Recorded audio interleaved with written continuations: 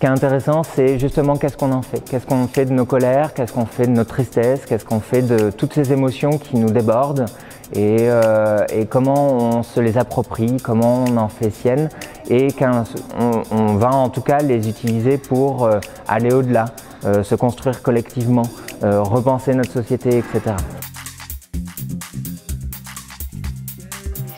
Alors je m'appelle Anthony Thibault, je suis le metteur en scène de La Grande Ourse. Alors le théâtre d'Anthony Thibault, je dirais que c'est un théâtre de texte avant tout, un théâtre de texte contemporain, d'histoire qui s'adresse à tout le monde et qui parle de choses contemporaines. Et c'est aussi un théâtre de la sobriété. Pour moi c'est un théâtre qui justement avec peu, comment on crée l'imaginaire chez les spectateurs et les spectatrices. Alors la rencontre avec Penda s'est faite en mars 2015, il y a eu un débat sur la diversité sur les plateaux théâtre. Et on s'est engueulé, on s'est disputé de par le débat qui était un peu houleux. Et l'idée avec Penda, c'est qu'on s'est retrouvés une semaine après, on a décidé de créer Jeunes Textes en Liberté. Jeunes Textes en Liberté, c'est un label d'écriture contemporaine, un comité de lecture qui sélectionne des textes.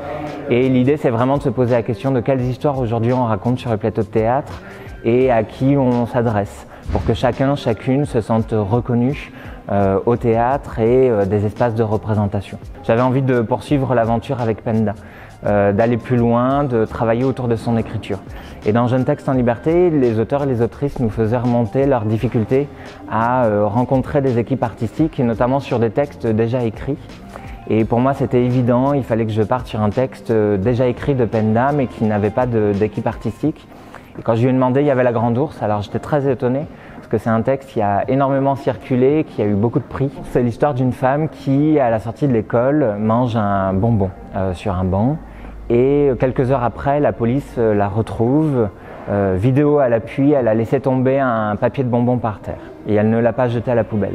Et donc elle va se retrouver assignée à résidence, enfermée en permanence, observée par les mauvaises langues, les racontards un peu de la ville qui viennent la surveiller. Et elle va se transformer en ours pour laisser échapper sa colère et combattre une loi qui lui semble injuste. Alors l'écriture de Penda, elle est très imagée. Ce que j'aime bien, c'est qu'elle elle s'empare de questions de société, mais elle se les approprie, elle les transforme. Elle travaille beaucoup sur l'univers animiste, sur la nature, sur la transformation et sur les questions de transmission. De qu'est-ce qu'on laisse aujourd'hui, qu'est-ce que nos générations font pour les générations futures. Le théâtre, c'est un peu une histoire qui s'est construite au fur et à mesure. Je me destinais pas du tout au théâtre. Au départ, je voulais être prof de maths.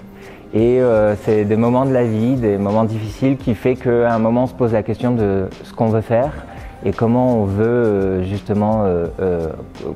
comment on veut s'emparer de sa vie et mettre du sens.